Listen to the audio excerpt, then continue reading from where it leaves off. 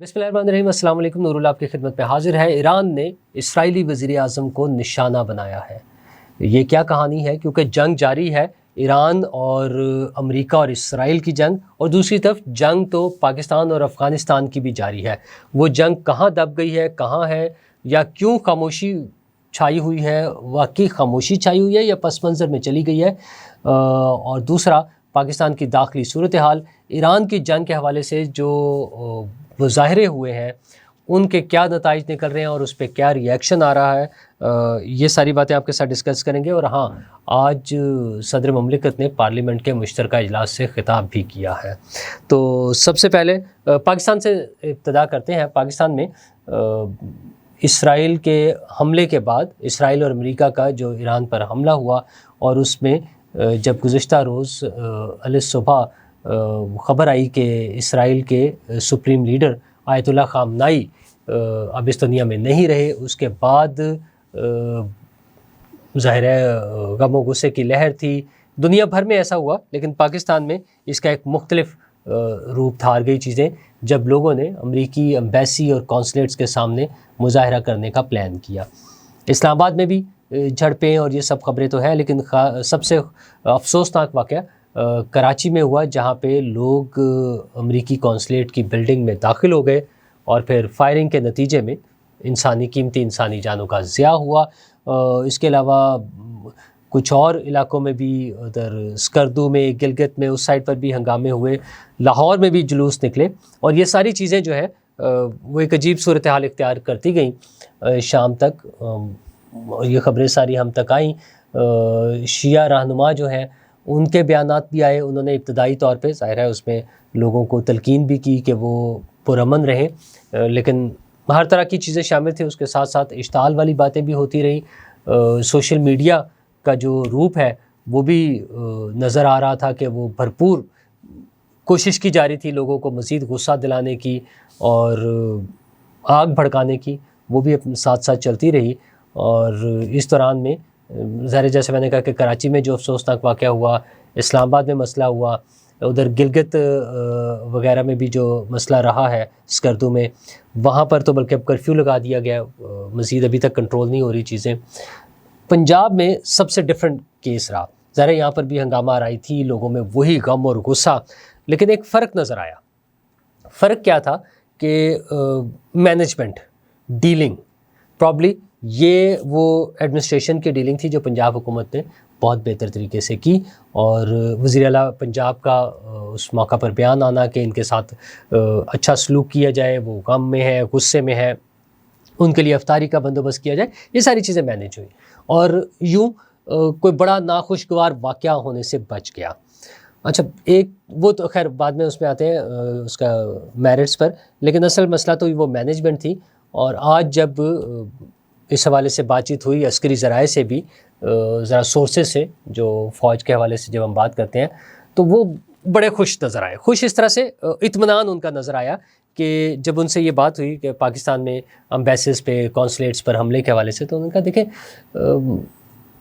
जो मैनेजमेंट थी वो पंजाब गवर्नमेंट की बेहतरीन थी। तो जो वज़ीर आला पंजाब ने जिस तरह से इसको हैंडल किया, जिस तरह से पंजाब हुकूमत ने इसको हैंडल किया, वो उसको अप्रिशिएट किया जा रहा है, वो समझ आ रही है। तो नतीजा ये निकल रहा है, जो मैं बात कहना चाह रहा हूँ, कि जहाँ जहाँ पर भी था मामला, वो कराची में था, वो वफाक में था, इस्लामाबाद में था, वो गिलगित में था, जो लोकल एडमिनिस्ट्रेशन है वहाँ की, और वो जो वहाँ की मकामी हुकूमत है, सूबाई हुकूमत कह लें, दीगर जो ज़िम्मेदारान हैं, उन्हें बड़ा क्विक डिसीजंस करने थे फौरी तौर पे कि कहाँ तक लोगों को आगे जाने की इजाज़त होनी चाहिए, कहाँ उनको इंगेज करना है, उनसे क्या बात करनी है, किस तरह से उनको लेके चलना है। मतलब ये नहीं होना चाहिए था जो कुछ हमारे यहाँ कुछ जगहों पर हो गया। तो जहाँ अच्छा हुआ है हैंडल, उसके लिए वेल डन, और जहाँ पे नहीं हुआ वो लोगों के लिए सबक है। उस पर इंक्वायरी की भी बात हो रही है, JIT बनाने की बात हो रही है, वो सारा कुछ देखा जाएगा कि क्यों गलत हुआ। और अब उसके मेरिट्स पर आ जाते हैं कि दुनिया भर में गम व गुस्सा है, परेशानी है, लेकिन कहीं पर भी एम्बेसीज पर अटैक नहीं होता। ये पाकिस्तान में हमारा वो सियासी कल्चर जो है, एहतजाज का जो कल्चर है वायलेंट, वो तमाम सियासी और سیاسی کم مذہبی جماعتیں جو ہیں، مطلب جو وہ مذہبی جماعتیں جو سیاست کاری ہوتی ہیں، وہ جب سیاست میں آ جائے نا تو پھر یہی ہمارا طریقہ ہے کہ مخالف کو گھر میں گھس کے اس کو پھینٹی لگاؤ، مارو، سڑکوں پہ رگڑ گھسیٹو، یہ کر دیں گے، وہ کر دیں گے، برج الٹا دیں گے. مطلب وہ جو جس قسم کی سوچ کے ساتھ ہم چلتے ہیں نا، وہ ریفلیکٹ ہوتا ہے. پھر احتجاج کرنا سب کا حق ہے، اور احتجاج پازیٹیو چیز اس طرح سے ہے کہ ایک مخالف جو سوچ ہے وہ موجود رہنی چاہیے.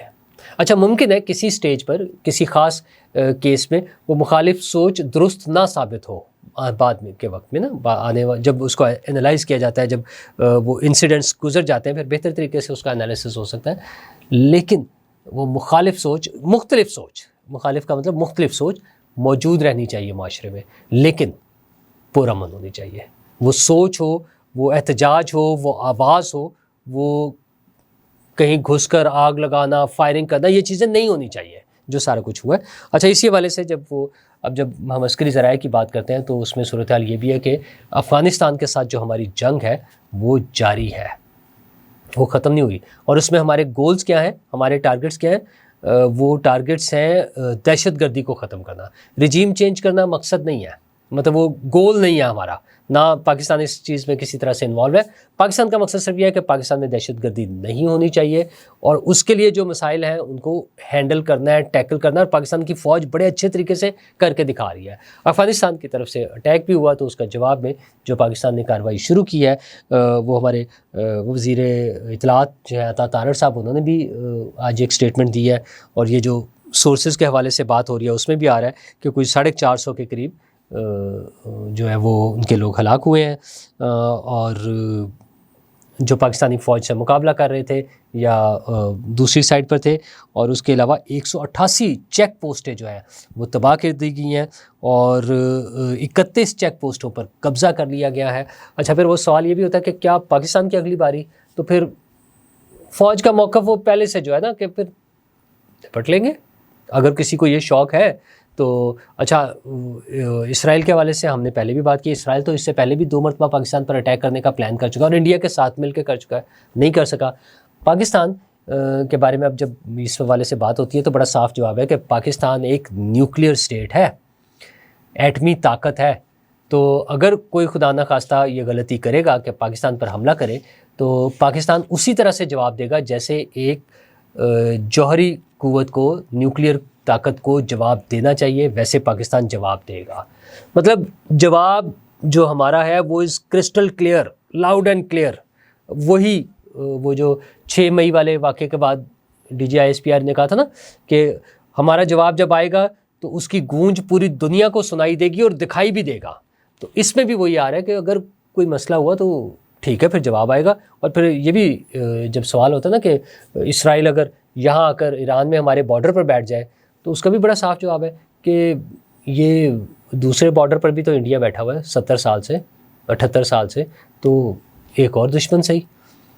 پاکستان میں اب وہ صلاحیت موجود ہے کہ پاکستان اپنے دشمنوں کا مقابلہ کر سکتا ہے. پہلے بھی رہا ہے، ہمیشہ مقابلہ کیا ہے. اور یہ انڈیا کے ساتھ جو جنگ ہے اس نے تو ایک بڑا واضح فرق دکھا دیا ہے، وہ واضح فرق جو پوری دنیا نے تسلیم کیا ہے.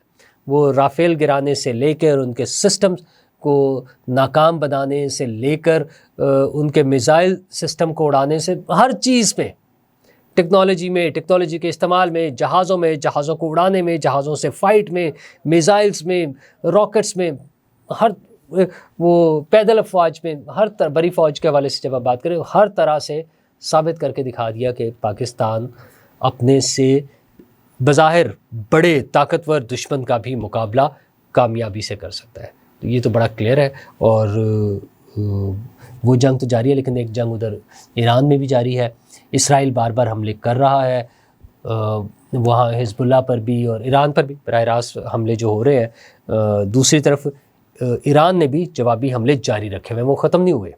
وہ گلف سٹیٹس میں بھی، دبئی میں بھی، UAE میں اور کویت اور وہ ساری جو ایریاز ہیں وہاں پر بھی اٹیکس اسی طرح سے ایران کے جوابی حملے چل رہے ہیں. وہاں خاص طور پہ ظاہر ہے نشانہ تو وہ امریکن انسٹالیشنز ہی ہیں، لیکن وہ حملے چل رہے ہیں.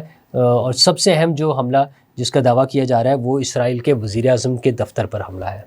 ایرانی حکومت یہ دعویٰ کر رہی ہے کہ انہوں نے اسرائیلی وزیر اعظم نیتن یاہو کے دفتر پر اٹیک کیا ہے۔ تو اب کیا اس کا آؤٹ کم کیا ہے؟ ظاہر آؤٹ کم تھوڑا سا بعد میں آتا ہے کہ اٹیک تو ہو گیا ہے، اب اس میں کیا نقصان ہوا ہے وہ کچھ دیر بعد رپورٹس آئیں گی، لیکن ان کو ہٹ کرنا، وہ آئرن ڈوم اور وہ جدید ٹیکنالوجی اور ناقابل تسخیر دفاع، وہ ساری چیزیں فارغ ہو گئی ہوئی ہیں۔ اسرائیل جس کے بارے میں کہا جاتا تھا کہ دنیا کا موسٹ ٹیکنالوجی کے حوالے سے ایڈوانسڈ ملک، اور پھر اس کی سپورٹ ٹوٹل 100% یا بہت زیادہ سپورٹ امریکہ کی طرف سے، اگین وہ دنیا کی سپر پاور امریکہ، اور وہ دونوں مل کر محفوظ نہیں بنا سکے ہیں۔ ایران سے جانے والے میزائلز ان کو وہاں پہ ہٹ کر رہے ہیں، ان کے فوجیوں کو۔ امریکی خود مان رہے ہیں کہ ہمارے 4 فوجی مارے گئے ہیں۔ اچھا، وہ مختلف جگہوں پر ہے، مختلف جگہوں پر اٹیک ہوئے ہیں، اسرائیل میں بھی اٹیک ہو رہے ہیں، اسرائیل کے وزیر اعظم کا دفتر اٹیک ہو گیا ہے، لیکن یہ ساری چیزیں انسٹیبلٹی کی طرف لے کر جا رہی ہیں، اور اس انسٹیبلٹی کے ذمہ دار ظاہر ہے وہ لوگ ہیں جنہوں نے حملہ کیا ہے۔ اس سے ابھی تو اس کے جو معاشی پہلو ہے وہ بھی سامنے آنا ہے، جو پیٹرول کی قیمتوں کی صورت میں ہوگا، جو دیگر وہ اقتصادی بحران کی صورت میں ہوگا، وہ سارے ابھی مسائل ہمارے سامنے آنے ہیں۔ ایئر لائنس کے حوالے سے ظاہر ہے وہ روٹس بند ہیں، ویسے تو ہاں پاکستان نے بھی کچھ سرٹن ٹائمز میں لاہور کراچی کے درمیان روٹس کو بھی بند کرنے کا اعلان کیا ہے۔ ظاہر ہے کچھ ایکسرسائزز، کوئی ضروری کام جو ہو رہے ہوتے ہیں مشقوں کے حوالے سے کہہ لیں وہ چل رہی ہیں، لیکن at the same time U A E سے اور سعودی عربیہ سے اور باقی دیگر ممالک سے جو فلائٹس آپریشن سسپینڈ ہو گیا تھا وہ پارشلی بحال ہونا شروع ہو گیا ہے۔ ابوظہبی کی فلائٹس، ابوظہبی سے اور دبئی سے آج کچھ فلائٹس جانی شروع ہو جائیں گی، ایون پاکستان سے بھی کچھ فلائٹس وہاں پر جو یہاں پر رکی ہوئی تھیں وہ واپس جائیں گی، یہ کام آج سے شروع ہو جائے گا۔ تو اس کا مطلب یہ ہے کہ وہ اپنی کچھ چیزیں اور کچھ ایریاز وہ سیکیور کرنے میں کامیاب ہو گئے ہیں۔ ظاہر ہے جنگ نے ختم بھی ہونا ہے، یہ لڑائی کسی ایک کہتے ہیں نا کسی سائڈ پر تو اب رکے گی نا، کہیں نہ کہیں جا کے تو ہونا ہے، تو وہ کاروباری زندگی بھی چلنا ہے۔ ابھی پریشانی ہے، مشکلات ہیں، ورک فرام ہوم چل رہا ہے، اسکولوں کی چھٹیاں ہیں، یہ جب ہم مشرق وسطیٰ کی بات کرتے ہیں ان ایریاز میں، لیکن اس کے ساتھ ساتھ زندگی جہاں کچھ ایریاز میں، اور اس کے بعد کچھ زندگی نارمل انہی ایریاز میں سے ہونا شروع ہو گئی ہے۔ وہاں تو ہوگی، ہمیں اپنی فکر بھی کرنی چاہیے کہ ہم حالت جنگ میں ہیں ایران کے ساتھ، اس کے افغانستان کے ساتھ اور دوسری طرف وہ جو ایران کے حوالے سے احتجاج کرنے والے لوگ ہیں وہ اس کو ایک ایسی سچویشن پر لے گئے ہیں جہاں پہ ہمارے ہی لوگوں کا خون بہہ رہا ہے اور ہمارا ہی نقصان ہے۔ ظاہر ہے جب آپ بلڈنگ چلائیں گے، گاڑیاں جلائیں گے، مطلب آپ کا غصہ 100% اس کو میں قبول کرتا ہوں، آپ کا غصہ، آپ کا غم، آپ کی پریشانی سب کچھ جائز، لیکن وہ ان میں سے کسی چیز میں پاکستان کا کوئی کردار نہیں ہے اس نقصان کے لیے۔ پاکستان کا کردار یہ ہے کہ ایران نے 3 ملکوں کی تعریف کی ہے جو ان کے ساتھ کھڑے ہیں، چائنا، رشیا اور پاکستان، پوری دنیا میں سے۔ تو پاکستان وہ ملک ہے جس کا ایران شکریہ ادا کرتا ہے کہ پاکستان ہمارے ساتھ کھڑا ہے، لیکن ایران کے چاہنے والے پاکستان کو ہی نقصان پہنچانے کے در پہ ہیں۔ یہ کام نہیں ہونا چاہیے، اپنے ملک کا خیال کریں۔ ہمارے لیے پاکستان سب سے پہلے، ہمیں ساری دنیا کی فکر ہے، ہر جگہ کی فکر ہے، ہم ان کے ساتھ بھی کھڑے ہوں گے، ہر مظلوم کے ساتھ، لیکن سب سے پہلے پاکستان۔ شکریہ۔